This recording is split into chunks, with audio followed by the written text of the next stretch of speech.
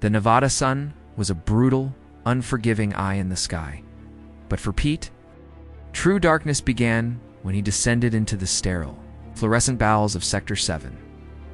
5 years as a guard at this facility had sanded down the edges of his curiosity, placing it with the grim patina of routine.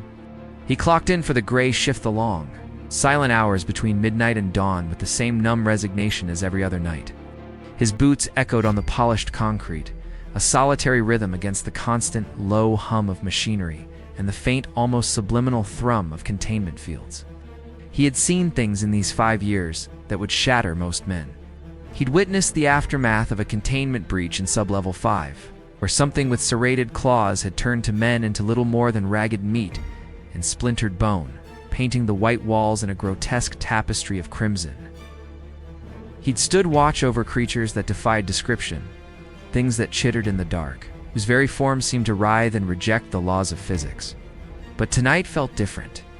The air was charged with a new tension, a silent alarm that prickled the hairs on the back of his neck. The usual patrol routes had been altered. A new, heavier security detail, men he didn't recognize with cold eyes and hydraulic-powered armor, was stationed around the entrance to the maximum security isolation wing, a place known only as the Vault. As he passed a junction, a medical team rushed by, a trolley laden, not with medical supplies, but with strange, crystalline devices that pulsed with a sickly green light. One of the men had a dark, viscous fluid smeared across his biosuit, fluid that looked black under the lights but smelled of ozone and copper, blood but not human. The memory of the last time he'd smelled that copper alien scent flashed in his mind, accompanied by the image of a scientist screaming as an unseen force twisted his arm into an impossible spiral. Pete clenched his jaw, his knuckles white on the grip of his pulse rifle. This was more than just another captured horror. This was something else entirely. The silence of the gray shift was no longer empty. It was pregnant with a terrible, unknown significance. His shift had just begun, and already he could feel the weight of the underground pressing down on him, tomb waiting to be sealed. The new assignment order glowed on Pete's data slate, a cold digital command that sent a jolt through his system. He was being temporarily reassigned to the Vault. For 5 years, that name had been a ghost story, whispered in the break room, a place for the things that broke men's minds.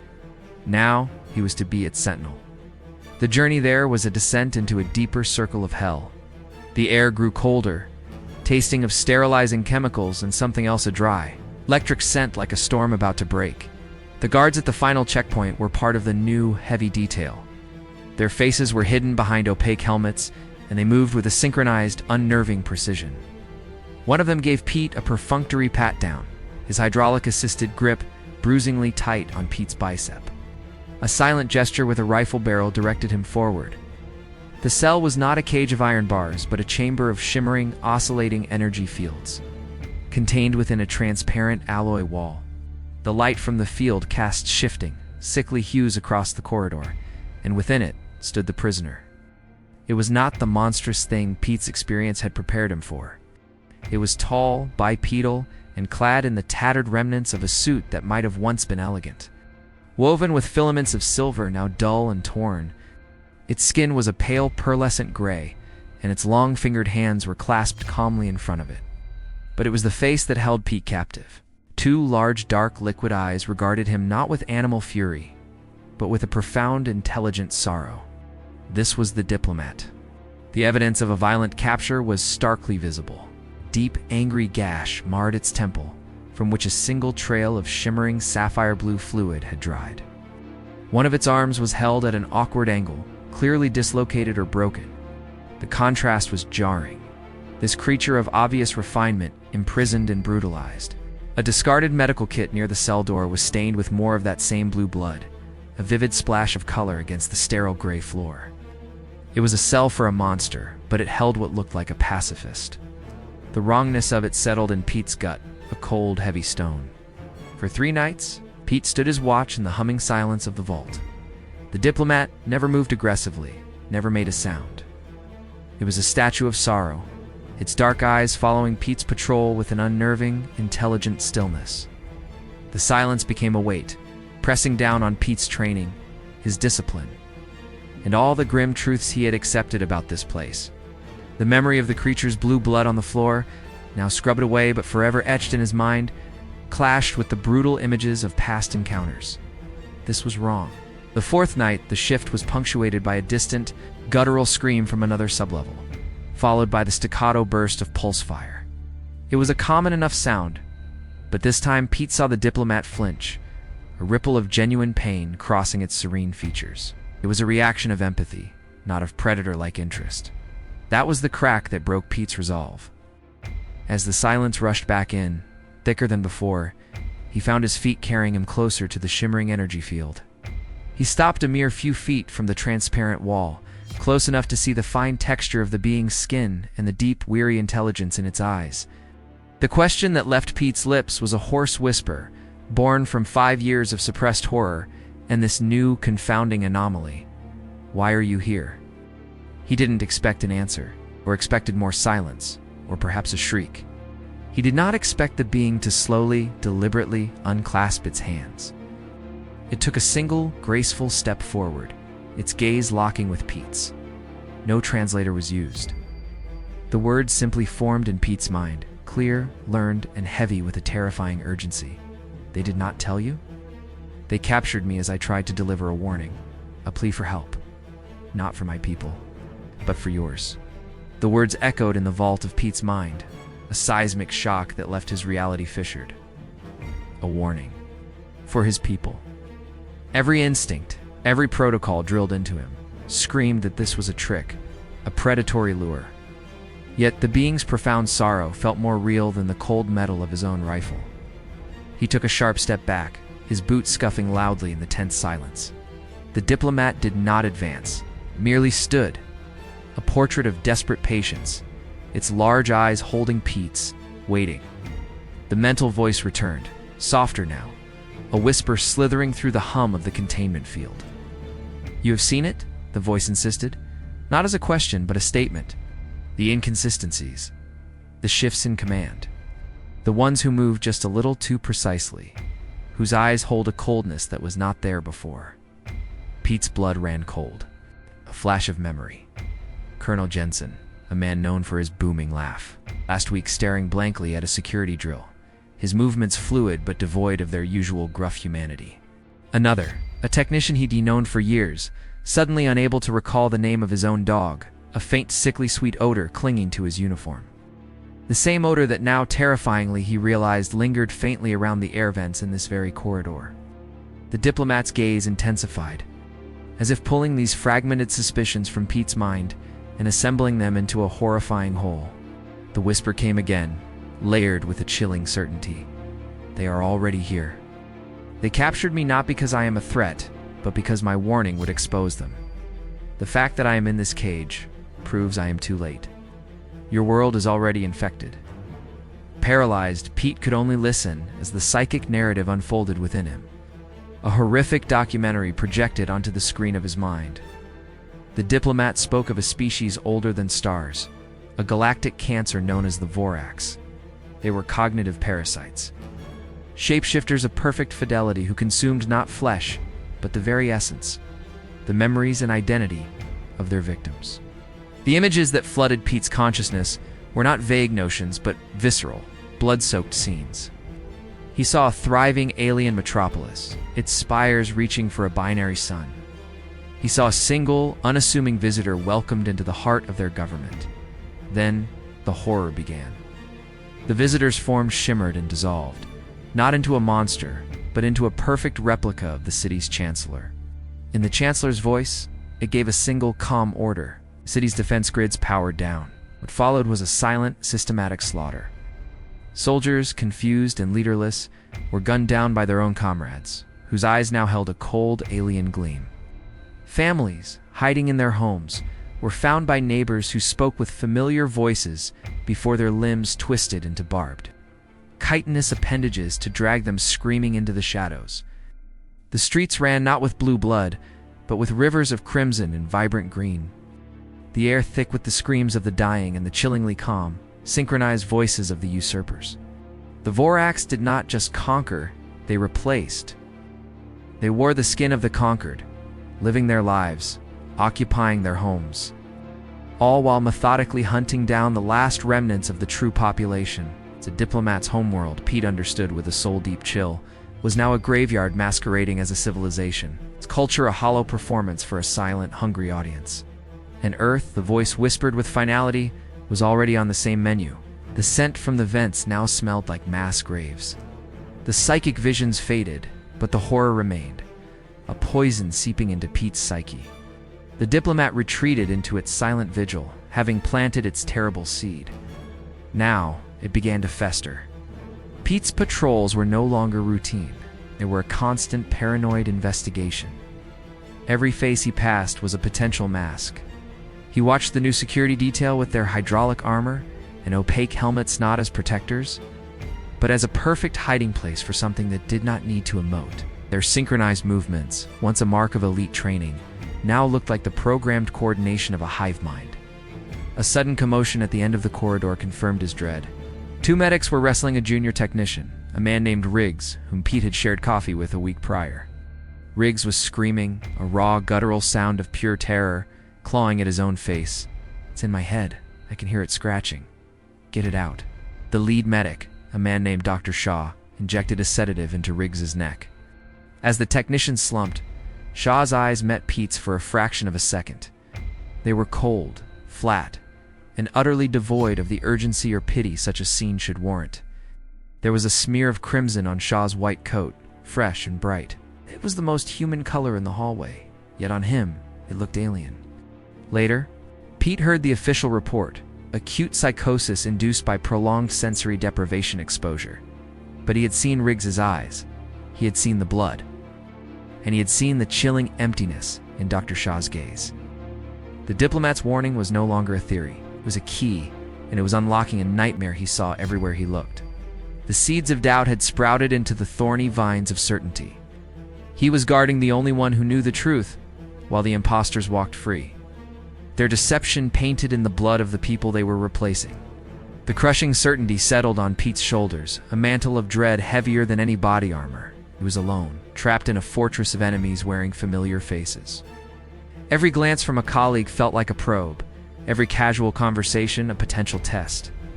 The memory of Riggs's screaming face and Dr. Shaw's cold, dismissive eyes was a loop of terror playing behind his own. During his next watch, the Diplomat's mental voice returned, not as a whisper, but as a clear, desperate plea. They are preparing a transfer. They will dissect me to learn how to mimic my species, to infiltrate the last bastions of the Galactic Council. I am the key that will doom both our peoples. You are the only one who sees the truth. The being's large, dark eyes were pools of genuine fear. It gestured weakly with its injured arm towards the complex circuitry of the containment field generator. A focused EMP burst, even a small one, would collapse the field for 7 seconds. I can escape through the ventilation system above. Get me to the surface, and I can summon help. My ship is hidden. The Galactic Council will come. I can purge this infection before it is too late. Pete saw the faces of his family, his sister, his young nephew. He saw them being replaced by things with cold eyes and mimicked smiles. He saw the future the Diplomat had shown him.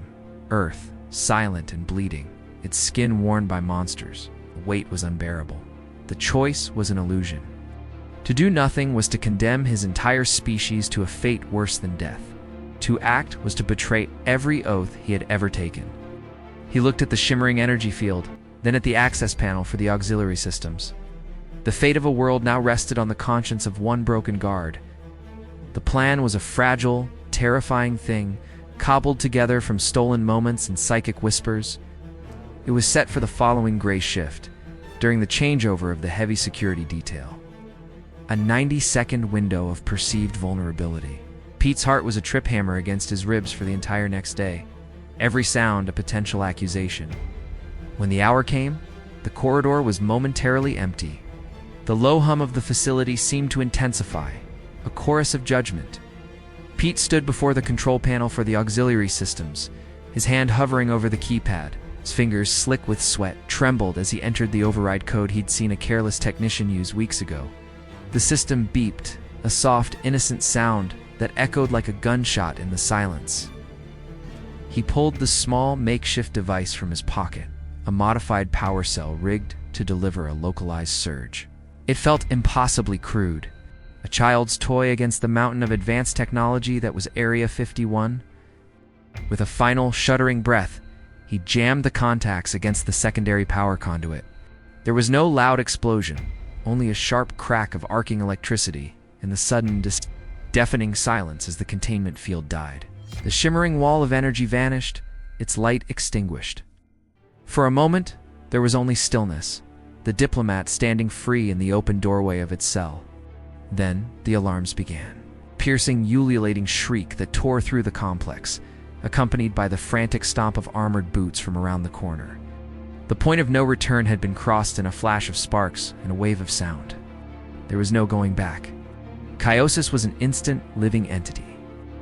The strobing red alarm lights painted the sterile walls in pulses of blood. The Diplomat moved with an unnerving, fluid grace, its injured form seeming to glide as it leapt for the ventilation Great Pete had indicated. Its long fingers pried the metal loose with a shriek of tortured steel. "Guard, stand down! Lethal force authorized." The voice was mechanically distorted, booming from the helmet of the lead heavy trooper who rounded the corner, his rifle already raised. Pete didn't think. 5 years of training, of loyalty, evaporated in the face of the trooper's flat, inhuman tone. He raised his own pulse rifle and fired. The blast caught the trooper in the chest plate, throwing him back in a shower of sparks and a mist of crimson that painted the soldier behind him. The return fire was immediate and devastating. Pulse rounds seared past Pete's head, close enough to blister his cheek. Another caught a control panel, exploding it into a shower of molten plastic and shrapnel that embedded itself in the wall where he'd been standing a second before. He was providing cover, a traitor in a maelstrom of his own making. The Diplomat vanished into the dark duct. Pete fired again, the recoil jarring his arm, the smell of ozone and scorched meat filling the air. He saw another trooper fall, his leg nearly severed at the knee, his screams a brief, horrifying counterpoint to the alarms before they were silenced by a second shot. This was not a clean escape. It was a bloody birth, and Pete was midwifing the world's doom through a river of blood and fire.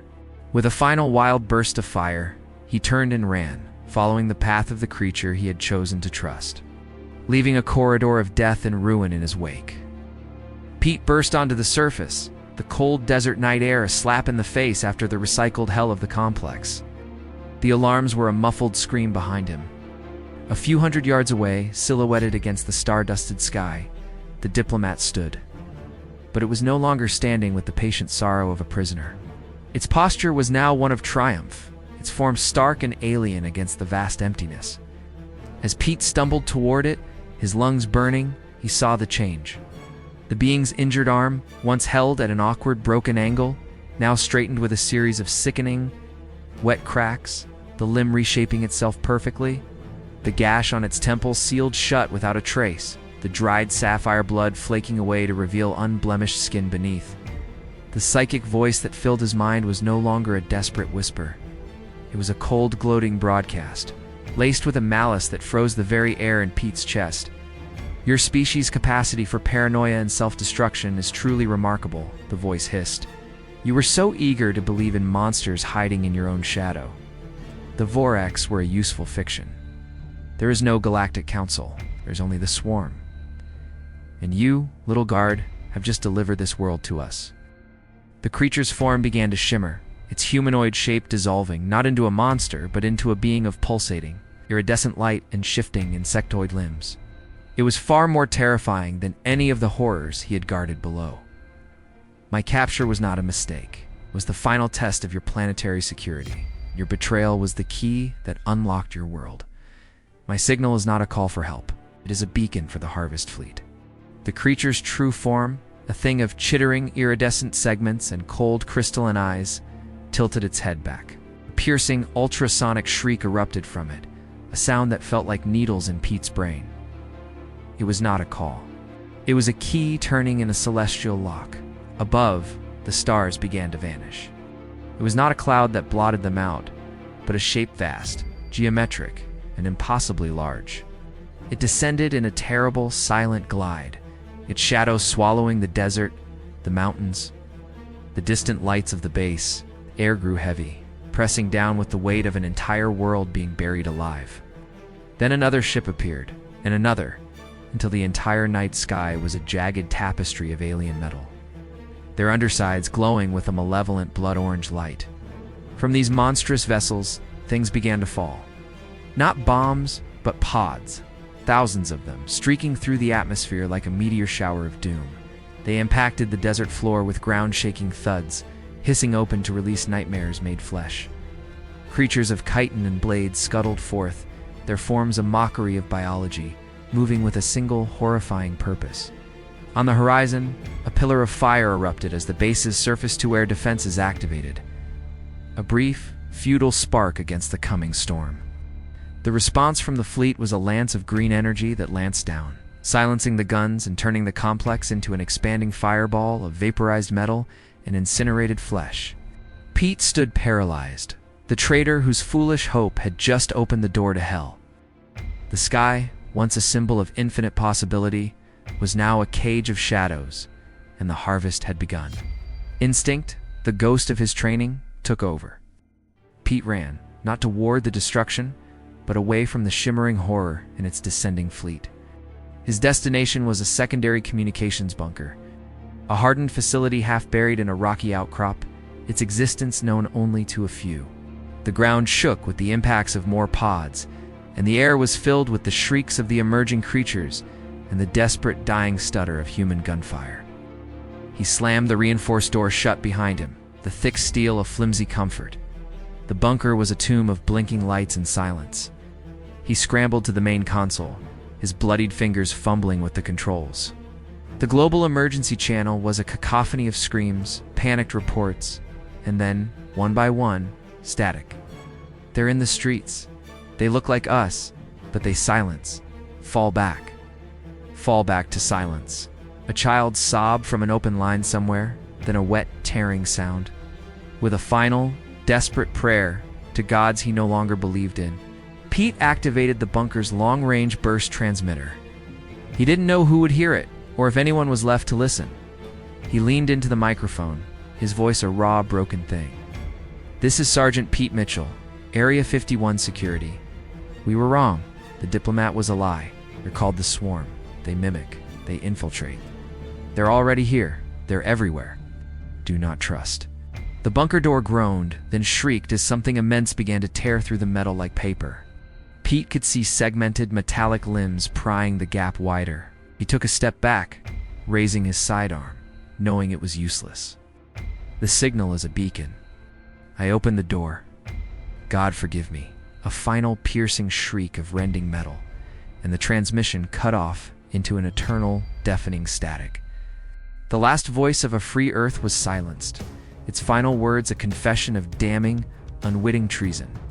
The thing that had been Dr. Shaw watched the main surveillance feed from the overrun command center, its form now shimmering and indistinct, no longer needing the human mask. On the screen, the mangled door of the communications bunker swung open. Pete was not dead.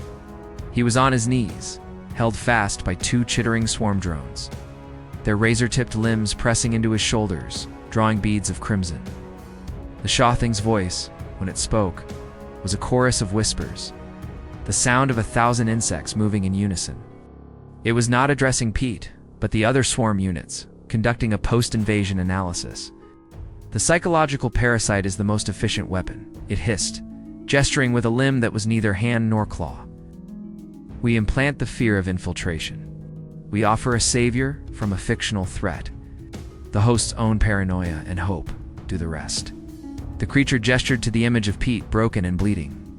This one's capacity for empathy was the very lever we used to break his world's defenses. He was not a guard, he was a tool. The most delicate instruments are not made of steel, but of belief. Pete finally understood the true horror. The Voraks were not just a fiction. They were a blueprint, a psychological profile the Swarm had used to manipulate him. The real monsters didn't just wear skin, they wore compassion and fear as their perfect disguises. He had not been outsmarted by a brute, had been orchestrated by a master puppeteer, and the strings were his own, fragile humanity. The blood on the floor was not just from his wounds. It was the spilled ink of the script he had been tricked into performing. Pete was not executed. He was discarded, thrown into a makeshift containment pen with other survivors, a few dozen shell-shocked soldiers. Technicians and maintenance workers, all that remained of Area 51. They were cattle awaiting the processing they had all been warned about. The swarm did not guard them closely. Their arrogance was absolute. The survivors looked at Pete with hollow eyes. They knew his voice from the transmission. They knew he was the reason the sky had fallen. He was the architect of their doom, and the weight of their silent accusation was a physical force. But in the crushing darkness, a spark ignited. A grizzled sergeant, her arm wrapped in a blood-soaked bandage, finally spoke, her voice a low gravel of defiance. "They used you," she said, "not as an absolution, but as a tactical assessment. They used your hope. It means they fear it." Another survivor, a young tech who had lost an eye in the initial assault, nodded. "Your transmission got out. Burst signal. Someone might have heard. Someone might have heard the truth. They were broken, outnumbered, and doomed. But the swarm's greatest mistake was leaving them alive. They had shown their hand, revealing that their most potent weapon was deception. And now the survivors knew the truth. In the blood-soaked mud of the pen, a new purpose was forged. It was not born of hope for victory, but of a bitter, desperate need to make the invaders pay for their lie. They were not an army.